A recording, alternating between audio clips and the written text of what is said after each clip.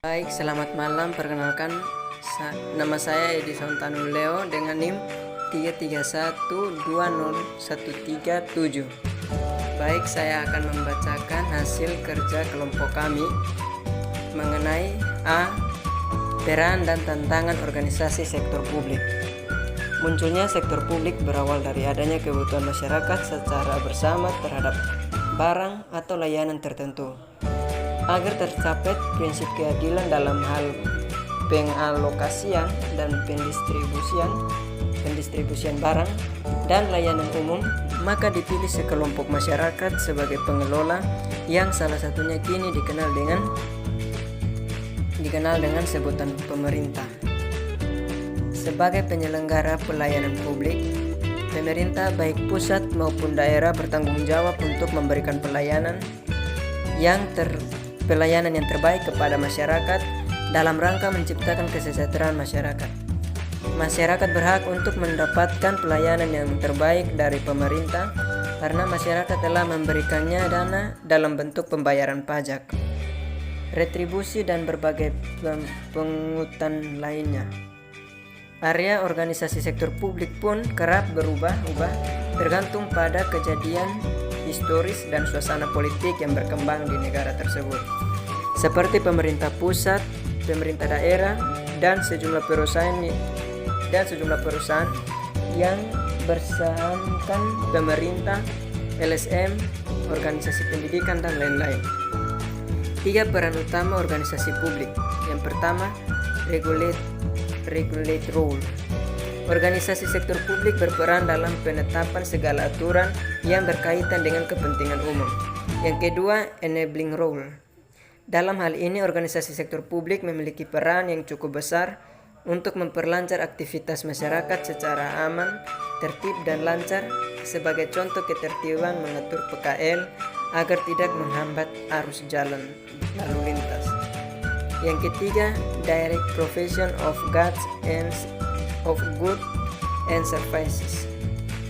Organisasi sektor publik berperan untuk mengatur berbagai kegiatan produksi dan penjualan barang dan jasa, public good dan quasi public good. Pemerintah sebagai organisasi sektor publik terbesar bertanggung jawab penuh untuk meningkatkan kesejahteraan masyarakat, menjunjung tinggi keinginan rakyat, dan melaksanakan pembangunan berkelanjutan dan berkeadilan sosial.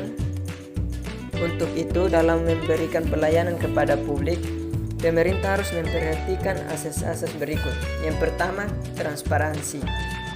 Kedua, akuntabilitas. Yang ketiga, kondisional. Yang keempat, partisipatif. Yang kelima, tidak diskriminatif atau kesamaan hak. Yang keenam, keseimbangan hak dan kewajiban. Yang ketujuh, pemberi dan penerima pelayanan publik harus memenuhi hak. Oke, tantangannya, ekosistem pelayanan publik dan cara pemerintah merespon permintaan pelayanan dari warga memang tidak lagi sama seperti masa manapun dalam sejarah publik kita. 2020 dan 2021 dibuat longgar demi lancarnya percepatan layanan dan penyerapan anggaran. Tahun-tahun mendatang niscaya diisi berbagai tagihan akan tanggung gugat secara hukum dan administrasi. Kita sungguh tidak menghendaki itu. Oke, baik, untuk materi selanjutnya saya akan memberikan untuk teman saya Billy untuk membacakan hasil kerja kelompok kami. Kenalkan, nama saya Alberto Junior Billy Leobi, NIM 331200104. Saya akan membacakan materi selanjutnya, yaitu materi B, yaitu respons strategi sektor publik dalam menghadapi berbagai tantangan di masa depan. Selanjutnya, implementasi strategi tersebut, diantaranya bagaimana mencapai tujuan tersebut. Pada organisasi publik, model akuntabilitas lebih kompleks. Hal ini dapat direncanakan oleh pemerintah politik yang bertanggung jawab atas formulasi strategi dan pimpinan eksekutif. pertanggungjawaban atau implementasi strategi dari keseluruhan kegiatan tersebut. Pembagian tanggung jawab tersebut secara desain telah melahirkan konflik dan pemerintah bertanggung jawab atas kondisi ini dan telah menempatkan hubungan strategi antara pimpinan politik dan eksekutif pada satu wilayah dalam mengimplementasikan suatu mekanisme yang dapat mengelola hubungan tersebut melalui proses manajemen strategi yang lebih eksekutif. Tulisan ini tidak ditujukan secara langsung terhadap dampak sosial dan politik dan informasi manajemen, dan bertujuan pada masa beberapa konsekuensi manajemen secara praktis sebagai akibat mengenai mempernasis tersebut. Kebutuhan manajemen strategi untuk sektor publik diasumsikan pada suatu keadaan di mana organisasi sektor publik merupakan organisasi yang lebih mampu bertanggung jawab untuk mencapai kinerja pada nilai terbaik. Meskipun hal tersebut lebih merupakan penelaran pajak, artinya base flow, atau hanya akan tercapai apabila organisasi sektor publik mensinergi antara poin terhadap warga negara, pasar, dan konsumen dengan core constraints yang dimilikinya. Selanjutnya, bagian C. Isu-isu yang mempengaruhi akuntansi sektor publik di masa depan. Akuntansi Indonesia kini menghadapi berbagai tantangan baru, baik tantangan yang datang dalam profesi maupun di luar profesi.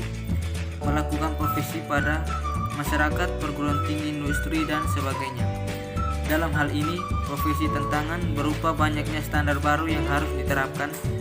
Tantangan di luar profesi dari berbagai pihak merupakan tantangan menuntut dari pihak pemakai jasa akuntan, regulasi yang lebih ketat oleh pemerintah, serta tantangan menjaga kepercayaan.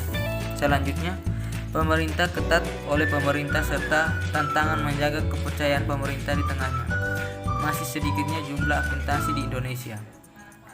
Akuntansi dipandang sebagai salah satu pihak yang sangat kompeten untuk menjaga risiko investasi dan berkreditan dari investor atau kreditor.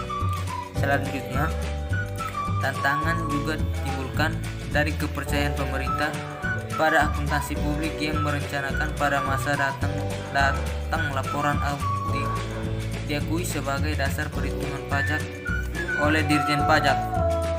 Jika rencana ini dilaksanakan, maka akan semakin besar jasa akuntan publik di Indonesia. Tantangan dari wacana pemerintah ini adalah jumlah akuntansi publik masih sedikit. Salah satu hal yang paling perlu diperlukan oleh Indonesia saat ini, yaitu jumlah akuntansi. Hal ini akan mendatangkan peningkatan iklim investasi di Indonesia. Pengembangan berikutnya jangan sampai mengganggu kemajuan yang telah dicapai oleh kerangka yang telah ada. Sekian dan terima kasih dari kelompok 2